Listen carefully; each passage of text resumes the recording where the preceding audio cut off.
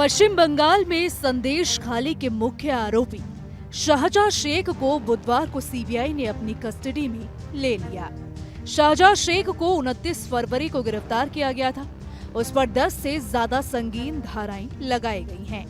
पश्चिम Bengal police ने उसे गिरफ्तार किया था और सीआईडी को सौंपा था। इस केस में ईडी ने कोलकाता हाईकोर्ट में याचिका डाली थी, जिसमें इस केस को सीबीआई को ट्रांसफर करने की मांग की गई थी। मंगलवार को कोलकाता हाईकोर्ट ने आदेश दिया कि शाहजहां शेख को सीबीआई को सौंपा जाए। हालांकि इस आदेश के खिलाफ ममता बनर्जी सरकार ने सुप्रीम कोर्ट में याचिका डाली थी, लेकिन सुप्रीम कोर्ट से ममता बनर्जी सरकार को राहत नहीं मिली और बुधवार को सीबीआई ने शाहजहां शेख को कस्टडी में ले लिया। सीबीआई के इस केस में एंट्री से ममता बनर्जी सरकार को झटका लगा है। टीएमसी का नेता शाहजहां शेख पिछले 2 महीने में पूरे देश में चर्चा में आ गया। शाहजहां शेख की पूरी क्राइम कुंडली की बात करें तो 42 साल का शाहजहां शेख कभी ईंट उठाने और मछलियों के व्यापारियों के पास मजदूरी किया करता था। बाद में यूनियन लीडर बन गया। धीरे धीरे वो मजदूरों की यूनियन का नेता बन गया। 2004 में वो सीपीएम से जुड़ा।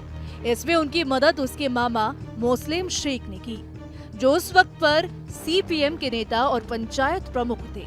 वो 6 सालों तक अपने मामा के शागिर्दी में आगे बढ़ा। 2010 में जब राज्य की राजनीति की हवा बदली तो शाहजहां शेख ने टीएमसी नेताओं से नजदीकी बढ़ाई और उनकी पार्टी में आ गया। शाहजहां शेख ने शुरुआत में टीएमसी राष्ट्रीय महासचिव मुकुल रॉय और उत्तर 24 परगना टीएमसी जिला अध्यक्ष ज्योतिप्रियो मलिक के नेतृत्व में काम किया। जब ज्योतिप्रियो मलिक को मंत्री बनाया गया तो शाहजहां शेख की ताकत और बढ़ गई। शाहजहां शेख को गब्बर और भाई नाम से भी जाना जाता था। शाहजहां शेख का नाम पश्चिम बंगाल में राशन घोटाले में भी आया। 5 जनवरी को ईडी की टीम राशन घोटाले मामले में शाहजहां शेख को गिरफ्तार करने आई थी, लेकिन ईडी की टीम पर ही हमला कर दिया गया। इसके बाद 8 फरवरी को यह मामला फिर तूल पकड़ गया, जब संदेश खाली की कई महिलाओं ने टीएमसी नेता शाहजहां शेख पर जमीन हड़पने और यौन शोषण का आरोप लगाया। इसके बाद पश्चिम बंगाल की राजनीति में भूचाल आ गया। पश्चिम बंगाल में बीजेपी और सीपीएम ममता बनर्जी सरकार पर लगातार हमलावर है। शाहजहां शेख की कई हफ्तों तक गिरफ्तारी नहीं होने पर तमाम सवाल भी उठाए गए थे।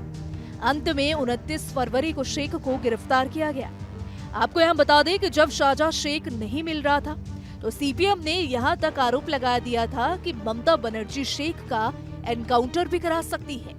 वही जनता भी इतने गुस्से में थी कि भीड़ ने भगोड़े शाहजहां शेख के भाई सिराज के ठिकानों पर आगजनी कर दी थी।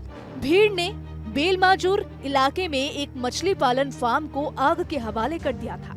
ये संपत्ति सिराज की थी। वहीं एक और टीएमसी नेता अजीत मैती के घर पर हमला किया था। गुस्साए स्थानीय लोगों ने उनकी बाइक और उनके घर की बाड़ का हिस्सा तोड़ दिया था। 29 फरवरी को शेख की गिरफ्तारी के बाद ममता बनर्जी ने ये भी कहा था कि इस मामले में पूरा न्याय किया जाएगा। इस केस को सीआईडी को भी सौंप दिया था, लेकिन अब कोर्ट के आदेश पर शेख को सीबीआई की कस्टडी में दे दिया गया है। अब शेख का भविष्य क्या होगा ये तो वक्त ही बताएगा, लेकिन ये साफ है कि शाहजहां शेख के केस की वजह से पश्चिम बंगाल की राजनीति में जो भूचाल आया है उसका असर चुनाव में दिखाई दे सकता है। Bureau report, team news nation.